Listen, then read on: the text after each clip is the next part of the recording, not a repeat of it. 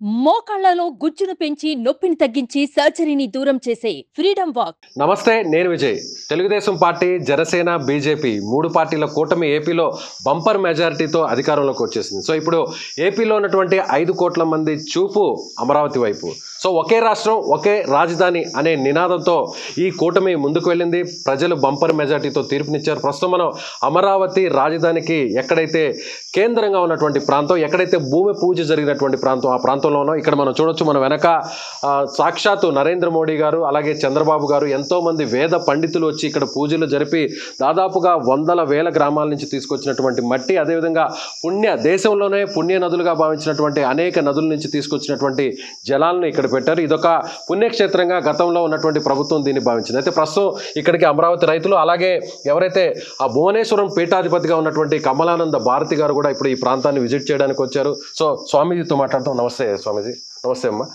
ఏంటి స్వామీజీ, ఈ ప్రాంతం యొక్క ప్రత్యేకత ఏంటి ఒకసారి వివరించండి.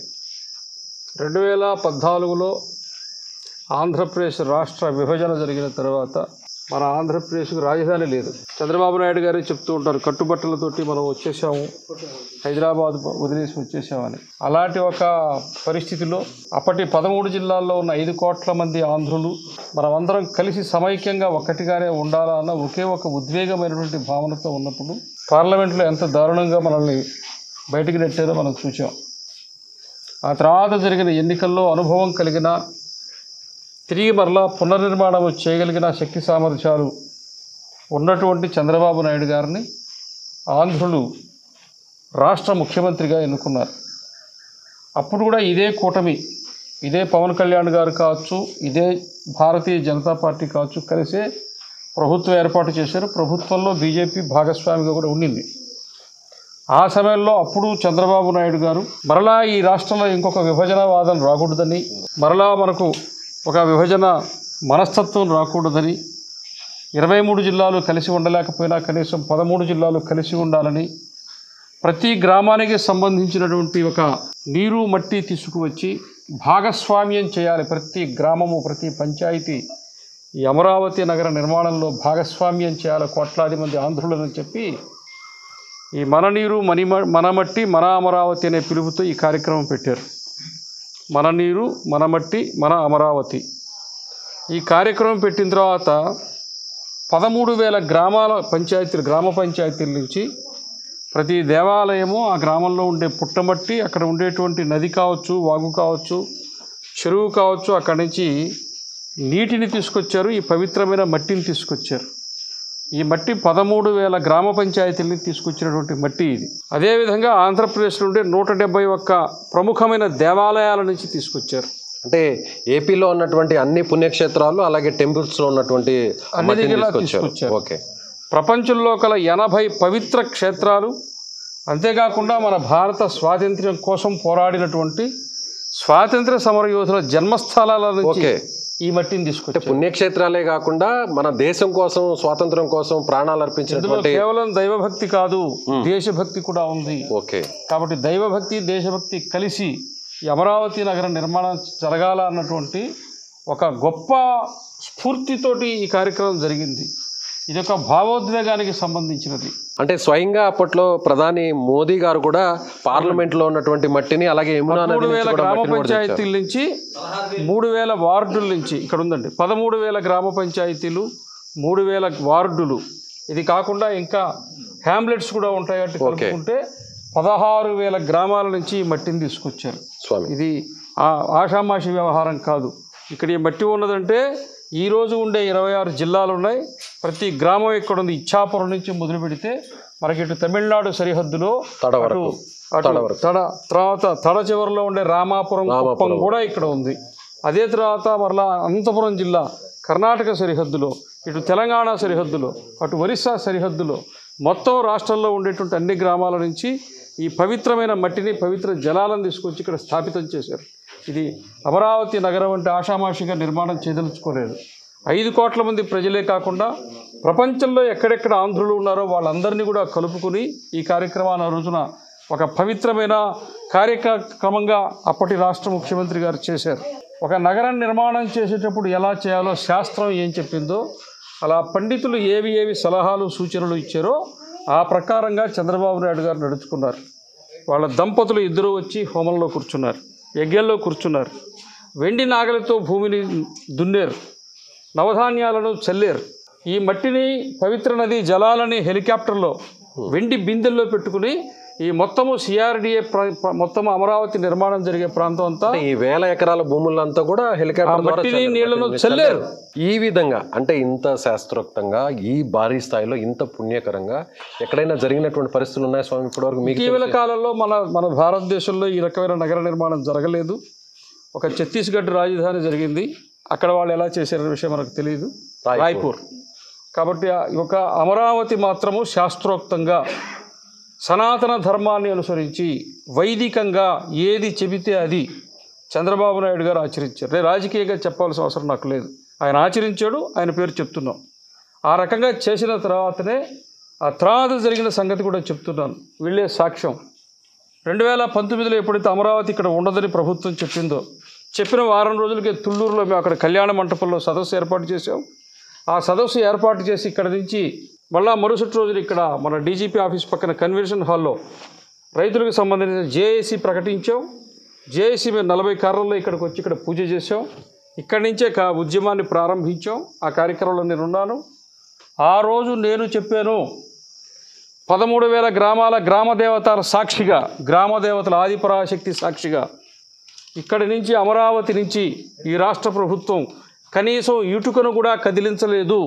యావత్ ఆంధ్రదేశం మొత్తం ఆంధ్రప్రదేశ్ ఈ రోజున మేనిఫెస్టోలను పెట్టబడిన అమరావతి ఇక్కడే ఉంటుందని, ఈ రోజున అమరావతి ఇక్కడ నిర్మాణం అవుతుందని చెప్పి మొత్తం ప్రజలందరూ కూడా 26 జిల్లాల్లో ఉండే మొత్తము అన్ని నియోజకవర్గాలకు చెందిన సమాజం ఒకే నిర్ణయం తీసుకున్నారు. ఆంధ్రప్రదేశ్ ఒక్కటిగానే ఉంటుంది, అమరావతి ఒక్కటే ఉంటుందని ఒక సంకేతము, ఒక సందేశము ఈ ఎన్నికల ఫలితాల ద్వారా మనకు వచ్చింది. కాబట్టి ఇది అత్యంత వేగంగా అమరావతి నగర నిర్మాణం జరగాలి. మరలా ఎన్నికల నాటికి ప్రపంచం ముందు అమరావతి పూర్తి స్థాయిలో కనిపించాలి. మిగతా రాష్ట్రాల్లో డబుల్ ఇంజిన్ సర్కార్ నడుస్తుంది, ఆంధ్రప్రదేశ్లో ట్రిపుల్ ఇంజిన్ సర్కారు జరగాలి. అమరావతి పరిగెత్తాలా, ఆంధ్రప్రదేశ్ పరిగెత్తాలా, భారతదేశం పరిగెత్తాలా, అన్నీ ఒకేసారిగా అభివృద్ధి చెందాలని చెప్పి మేము భావిస్తున్నాం. ఈరోజు మాకు అది చాలా ఆనందంగా ఉంది. ఆంధ్రప్రదేశ్ రాజధాని భారతదేశంలో అగ్రగణ్యమైనదిగా ఉండాలా, అన్నింటికీ ఆదర్శంగా ఉండాలా, అందరూ ప్రపంచంలో ఎవరైనా మెచ్చుకునే విధంగా ఉండాలా, అటువంటి రాజధాని ఇక్కడ రాబోతున్నది. దానికి మేము స్వాగతం పలుకుతున్నాం. ఒక్కసారి అక్కడ మోడీ గారు ఎక్కడ శంకుస్థాపన చేశారో ఒక్కసారి ఆ పలకాన్ని కూడా చూసి అక్కడి నుంచి వెళ్దాం. ఇదిగో చూడండి, రైట్, ఇదండి చూడండి, ఇక్కడ మోడీ గారు, చంద్రబాబు నాయుడు గారు శిలాఫలకం వేసినటువంటి, అమరావతి రాజధానిగా శిలాఫలకం వేసినటువంటి శిలాఫలకాలు ఇవే. నరేంద్ర మోడీ గారు, అలాగే చంద్రబాబు గారు, అప్పటి గవర్నర్ నరసింహన్ గారు ఉన్నారు. స్వామీజీ గారు ఏమంటారు? ఇప్పుడు చూస్తుంటే ఇవి ఎలా అనిపిస్తుంది? ఇది ఆంగ్ల భాషలో ఉంది, అది తెలుగులోకి వస్తున్నాం. రైట్ స్వామి. అయితే ఆంగ్ల భాషలో ఉన్నదేమో అందరికి కనపడుతున్నది, మన ఆంధ్ర భాషలో ఉన్నది మాత్రం అసలు మొత్తం రంగు కూడా వెలిసిపోయింది. ఈ నగర నిర్మాణం ఏ గతి పట్టిందో, ఇదిగో దీని మీద ఉండేటువంటి ఈ పేర్లు కావచ్చు, ఇది కూడా అదే గతి పట్టింది. కాబట్టి ఇదిగోండి, భారత పైన ఉన్నది అమరావతి ప్రజా రాజధాని. దీని పేరే అమరావతి ప్రజా రాజధాని అని పెట్టారు. అది అయిన తర్వాత నరేంద్ర మోడీ గారు, నరసింహన్ గారు, నారా చంద్రబాబు నాయుడు గారు ఈ రకంగా అందరూ పాల్గొని ఒక గొప్ప కార్యక్రమాన్ని ఇక్కడ చేశారు. నేను ఆంధ్రప్రదేశ్కి వచ్చి ఇక్కడ మన ఆంధ్రాలో జిల్లాల్లో గ్రామాలకు వెళ్తే, అయ్యా మీరు ఎక్కడి నుంచి వచ్చారంటే హైదరాబాద్ అని చెప్తే మౌనంగా కళ్ళల్లో నీళ్లు పెట్టుకున్నాడు. మీరు హైదరాబాద్ మాకేం సంబంధం, మమ్మల్ని పంపించేశారు కదా అని దుఃఖంతో ఉండేటువంటి వాళ్ళు ఇక్కడ మన ప్రజలు. కాబట్టి ఆ తర్వాత నేను హైదరాబాద్ నుంచి ఇప్పుడు ఇక్కడ గన్నవరం భువనేశ్వరి పీఠానికి వచ్చి ఇక్కడే ఉంటూ ఉన్నాను. ఇక్కడ 29 గ్రామాల్లో ఉండే ప్రతి గ్రామానికి నేను వెళ్ళాను, రథయాత్ర చేశాను. ప్రతి గ్రామంలో ఈ శంకుస్థాపనకు ముందే ఇక్కడ రైతులు ఎవరు భూములు ఇచ్చారో, ఏ కులాల వాళ్ళు ఉన్నారో, నేను క్రైస్తవుల ఇంటికి వెళ్ళాను, ముస్లింల ఇంటికి వెళ్ళాను, లేదా దళితుల ఇంటికి వెళ్ళాను. వాళ్ళందరి ఇళ్లల్లో నేను భోజనం చేశాను. ఈ రాజధానికి భూములు ఇచ్చారు గొప్పవాళ్ళన్న ఉద్దేశంతో. ఎన్ని కష్టాలు పెట్టారయ్యా వాళ్ళని, ఎన్ని కష్టాలు, ఎన్ని కేసులు, ఎన్ని అవమానాలు, ఎన్ని దుఃఖాలు, ఇవన్నీ కట్టి కుడుపుతాయి. ఎక్కడికి పోవు, కట్టి కుడుపుతాయి. ఆడవాళ్ళని, మహిళల్ని రాత్రి లేదు పగలు లేదు ఎన్ని రకాల హింస పెట్టారు. ఇవన్నీ తిరిగి మరలా అనుభవించాల్సిందే. ద్రౌపదికి కృష్ణుడు చెప్తాడు ఒక మాట ఏంటంటే, అమ్మా నువ్వు ఏడవాల్సిన సమయం అయిపోయింది, ఇక ఆ శిబిరంలో ఏడుపులు ప్రారంభం అవుతాయని చెప్పి రాయబారానికి పోయే ముందే ద్రౌపదికి కృష్ణ పరమాత్ముడు చెప్పి వెళ్తాడు, ఇక ఏడుపులు ఆపు, ఇక శిబిరం అటు. ఆ శిబిరంలో ఏడుపులు ప్రారంభమవుతాయి, వాళ్ళు ఏడుస్తుంటే చూడు అని చెప్పి కృష్ణుడు రాయబారానికి పోతాడు. ఈరోజు అదే పరిస్థితి నేను చూడబోతున్నాను. స్వామి ఈ ప్రాంతం ఏంటి అసలు? అంటే జనరల్గా ఇక్కడే హోమం జరిగింది, సుదర్శన యాగం జరిగింది అంటున్నారు. అప్పుడు చంద్రబాబు గారు, వారి సతీమణి భువనేశ్వర్ గారు, అలాగే ప్రధానమంత్రి నరేంద్ర మోదీ గారు కూడా ఇక్కడికే వచ్చారా? ఇక్కడికే వచ్చారు, ఇక్కడే శంకుస్థాపన జరిగింది కదా. అవును, ఇక్కడే హోమం జరిగింది. ఈ హోమంలో చంద్రబాబు నాయుడు గారి దంపతులు, నరసింహన్ గారి దంపతులు, నరేంద్ర మోడీ గారు ఈ హోమకుండాల్లోనే వాళ్ళు ఆ రోజున పూర్ణాహుతి సమర్పించారు. వారి పూర్ణాహుతితో ఇక్కడ యజ్ఞం పూర్తయింది. తర్వాత శంకుస్థాపన జరిగింది, తర్వాత బహిరంగ సభ జరిగింది. ఆ విధంగా ఇక్కడ నరేంద్ర మోడీ గారు ఈ శంకుస్థాపనకు వచ్చినప్పుడు ఇక్కడే పూర్ణాహుతి సమర్పించినటువంటి హోమశాల ఇది మొత్తం అంతా కూడా. అంటే దాదాపుగా 5-6 వరకు ఏర్పాటు చేశారు. ఏంటి స్వామి, ఎందుకు చుట్టూ ఇట్లా? వేరే సుదర్శన యాగంలో ఏమేమి చేయాలనేది వేరే వేరే ఋత్వికులు కూర్చుని ఒక్కొక్క దానికి సంబంధించిన విభాగాలు వాళ్ళు ఆ పద్ధతిలో శాస్త్రం ప్రకారము ఎవరేం చేయాలో అన్ని హోమాలు ఒకే సమయంలో ఇక్కడ ప్రధానమైనటువంటి హోమం గుండం ఉంటుంది, మిగతా అన్నీ ఉంటాయి. వాళ్ళందరూ కూర్చుని చేస్తారు. హోమం చేసిన తర్వాత ఆ ధూళిని కూడా ఎంతో పవిత్రంగా భావిస్తారు. కానీ ఇక్కడ హోమం చూస్తుంటే స్వామి, సిగరెట్ ముక్కలు, అది హోమం కాదు, అది ఒకసారి చూద్దాం, చూడండి. దీన్ని గాలికి వదిలేశారు కదా. ఇది అసాంఘిక కార్యక్రమాలకి ఇది ఒక వేదికగా మారింది. సిగరెట్ పిక్కలు, అలాగే మద్యం సేవిస్తూ ఉన్నటువంటి బాటిల్స్, సీసాలు చూడండి. ఇక్కడ స్వామీజీ ఇద్దండి, సిగరెట్ ముక్కలు కనిపిస్తున్నాయి. అంటే దీని పట్ల వాళ్ళకి కేవలము అమరావతిని నిర్మాణం చేయకుండా ఆపడం కాదు, దీన్ని అవమానించటం, కేవలం ఇగోకి వెళ్ళి చేశారంటారా? ఇగో కాదు, వ్యతిరేకత. ఒకటేనండి, ఇది సనాతన ధర్మము, హిందూ ధర్మాన్ని అనుసరించి ఇదంతా జరిగిందండి. ఇది జరగడం వాళ్ళకి ఇష్టం లేదు. మీకు అర్థం కాలేదా? ఓకే, ఇక్కడ యజ్ఞం జరిగిందా, అది జరగకూడదు. హోమం జరిగిందా, జరగకూడదు. భూమి పూజ జరిగిందా, జరగకూడదు. అంటే పవిత్రంగా ఉన్న ఈ ప్లేస్ని అపవిత్రంగా మార్చాలి. ఇవన్నీ జరగకూడదు వాళ్ళ ప్రకారం. వాళ్ళు తీర్థమే తీసుకోరు కదా. ఇంటి దగ్గర దేవాలయం సెట్టింగ్ చేసుకుని తీర్థం ఇస్తే వెనక్కి పోసేసారు కదా. అవునా? అర్థం కాలేదా?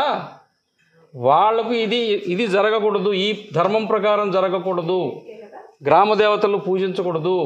వెళ్ళి సైతాన్లు కదా.